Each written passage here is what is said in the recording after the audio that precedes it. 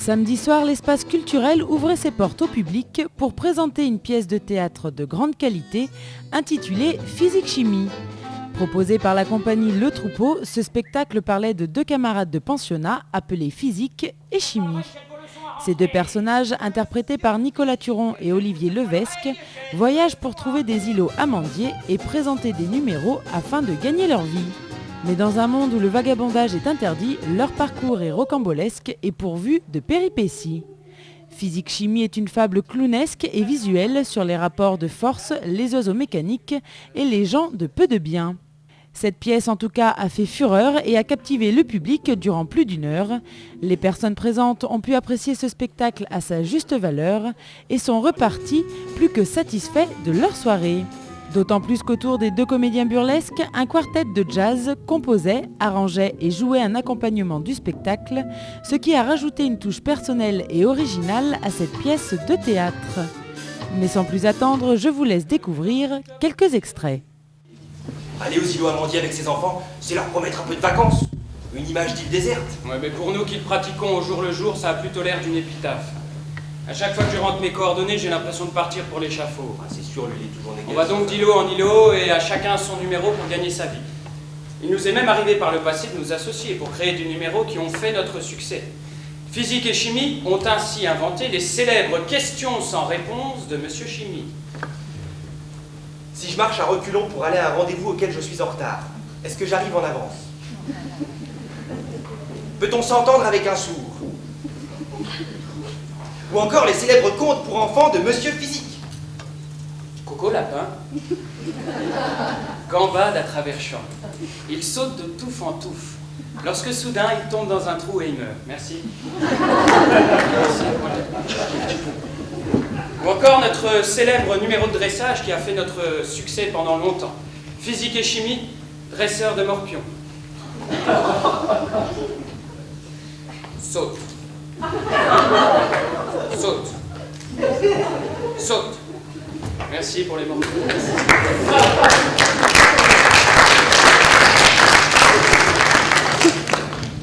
Mais les lois du partage de la recette font que ce genre d'association ne dure jamais vraiment longtemps.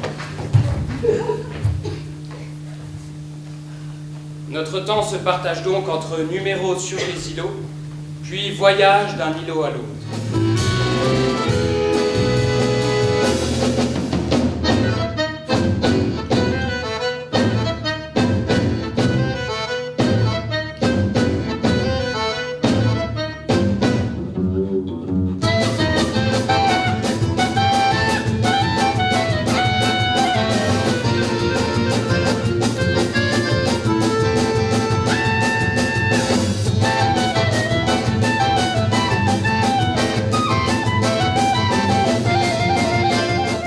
On a même fait un serment d'amitié.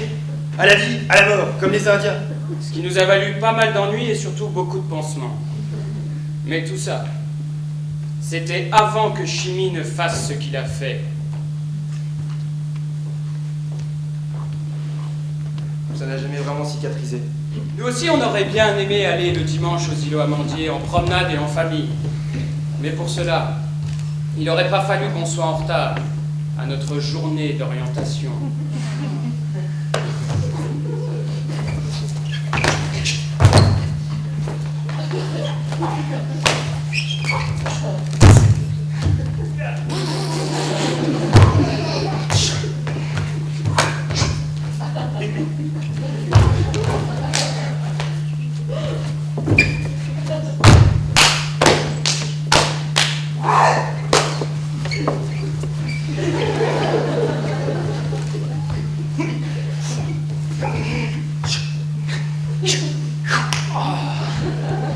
Nous voici dans la grande salle d'orientation, en train d'attendre à la file qu'on décide pour nous de notre sort.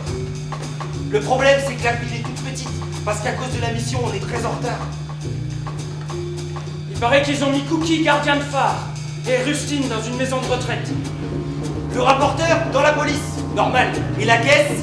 La caisse, c'était le 6e larron qui était avec nous au pensionnat. On l'appelait la caisse parce que le soir, sous les draps, Ouais, on l'appelait la caisse, quoi. La caisse, le dernier devant nous, ils l'ont mis dans les parachutistes. Maintenant, la ville, c'est chimie et physique. Et parce qu'on avait les mêmes notes les mêmes professeurs et les mêmes punitions, on a eu les mêmes résultats aux examens. Et parce qu'on est très en retard, on nous annonce qu'il n'y a plus que 2 issues possibles. Une tout en haut, avec un métier avec beaucoup de mérite et beaucoup d'argent. Et une tout en bas, au plus bas, aux îlots amandiers.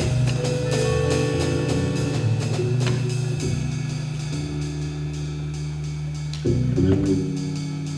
c'est là, tout de suite maintenant, que Chimie trahit, en prenant la bonne place et en me laissant tout seul en bas aux îlots amandiers. On lui donne une veste, on lui reprend son bonnet, il est déjà plus au pensionnat.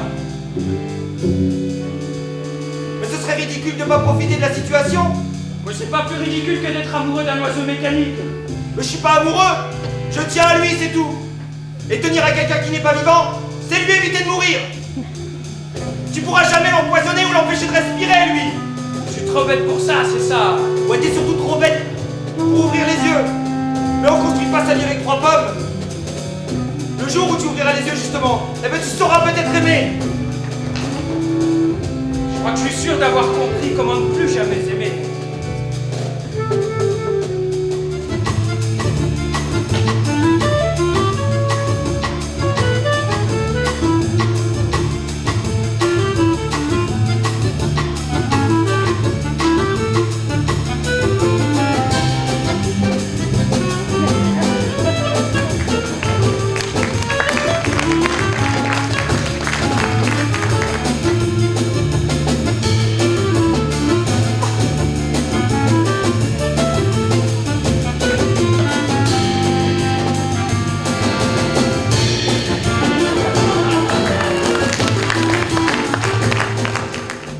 Un seul instant que mon ami, Monsieur Chimie, me laissera cet îlot.